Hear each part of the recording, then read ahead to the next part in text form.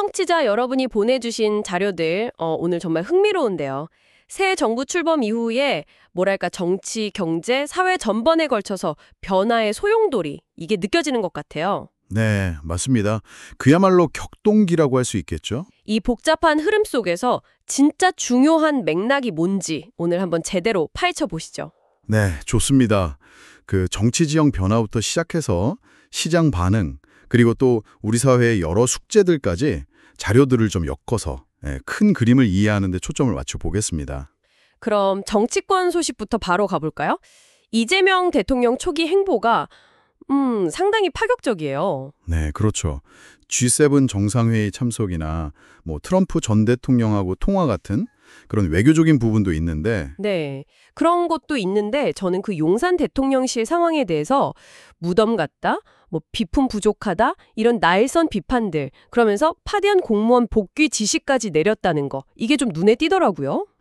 일부는 또 불응했다 뭐 이런 얘기도 있었고요. 네, 그런 뒷얘기도 들리고요. 그게 아마 대통령실 이전 과정에서의 어떤 혼란 그리고 전 정부하고의 인수인계가 뭐랄까 좀 매끄럽지 못했다 이런 걸 보여주는 단면 같아요. 단순히 비품이나 기록물 관리 이런 실무적인 문제를 넘어서는 것 같기도 하고요. 그렇죠.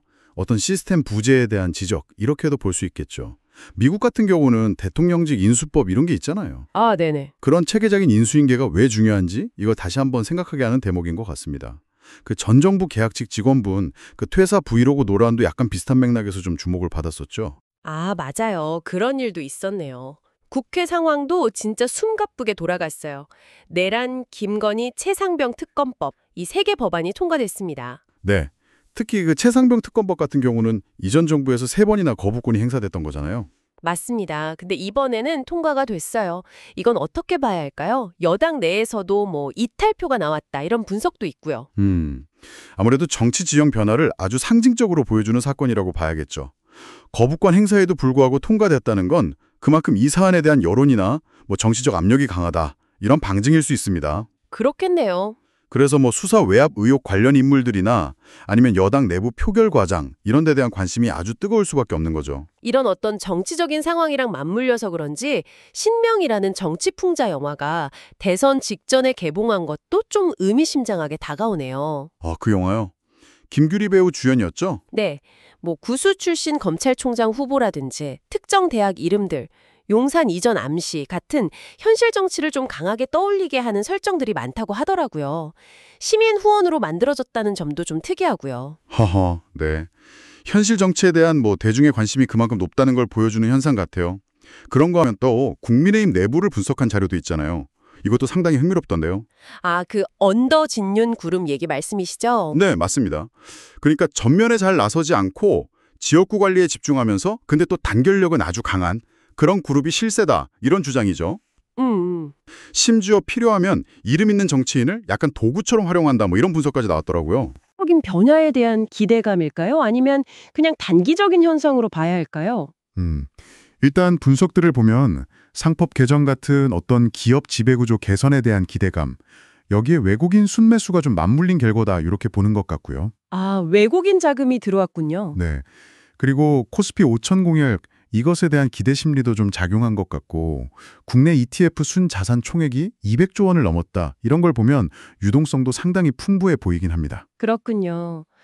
근데 말씀하신 대로 이게 과연 계속 갈 수 있을지, 지속 가능할지는 좀 더 지켜봐야겠죠? 네, 당장 뭐 미국에서 상호관세 부과할 수 있다 이런 외부 리스크 얘기도 나오고 있고요.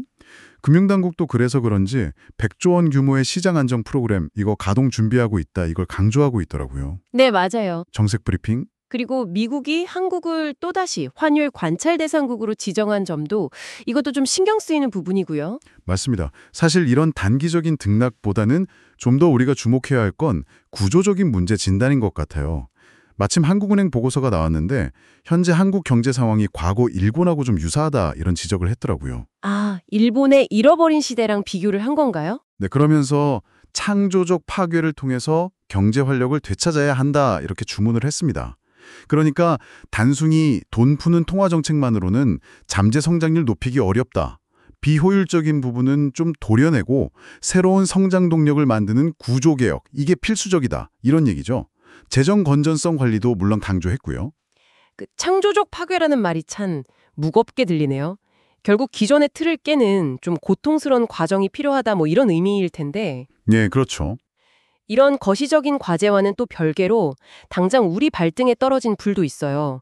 바로 그 심각한 노인 빈곤 문제입니다. 아, 맞습니다.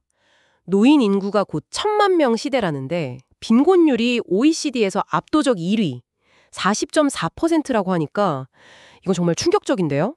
네, 이 문제가 심지어 극단적 선택의 주요 원인으로까지 꼽힐 정도니까요. 60세 이상 어르신들의 개인 파산 신청이 전체의 40%를 넘는다 이런 통계도 있고요. 정말 심각하네요. 근본 원인으로는 역시 그 낮은 공적 연금 소득 대체율, 이게 OECD 평균의 한 60% 수준밖에 안 되거든요. 그리고 부족한 연금 재정, 이런 것들이 지적됩니다. 그럼 결국 공적연금 강화나 기초연금 현실화 아니면 뭐 기업 정년 연장 같은 이런 해법들을 논의해야 할 텐데 네, 시급하죠. 근데 이게 또 사회적 합의가 쉽지 않다는 게 문제입니다. 그렇군요. 마지막으로 하나만 더 짚어보죠. AI 강공 목표, 이것과 사이버 보안 문제. 이재명 정부가 AI 시대를 선도하겠다 이렇게 공언을 했는데 이게 그냥 구호에 그치지 않으려면 결국 기술 패권 경쟁 속에서 우리 시스템을 지킬 사이버 보안 역량, 이게 뒷받침되어야 한다 이런 지적이 있네요. 네, 당연한 지적이라고 봅니다. 미중 기술 패권 경쟁이 워낙 치열하니까요. 네. 자, 정리를 좀 해보면요. 한국 사회는 지금 정치적으로는 큰 변화의 시기를 지나고 있고 동시에 경제 구조적 전환, 또 고령화와 연금 문제 해결, 그리고 미래 기술 경쟁 대비라는 아주 여러 층위의 과제를 안고 있는 셈입니다. 정말 복합적이네요. 네. 그래서 시장의 어떤 단기적인 기대감과는 별개로 근본적인 체질 개선 요구가 그 어느 때보다 크다, 이렇게 말할 수 있겠습니다. 오늘 살펴본 자료들이 공통적으로 던지는 메시지는 결국 변화의 필요성인 것 같습니다. 그렇다면 그 한국은행 보고서가 언급한 창조적 파괴라든지 근본적인 구조개혁이라는 게 과연 어떤 모습이어야 할까요? 글쎄요, 쉽지 않은 질문이죠. 네, 당장의 어떤 정치 이슈나 시장 등락 너머에서 우리 사회가 이 복잡한 전환기를 잘 헤쳐나가기 위해서 진정으로 필요한 담대한 변화는 무엇일지 이건 우리 청취자 여러분과 함께 좀 고민해 볼 지점인 것 같습니다.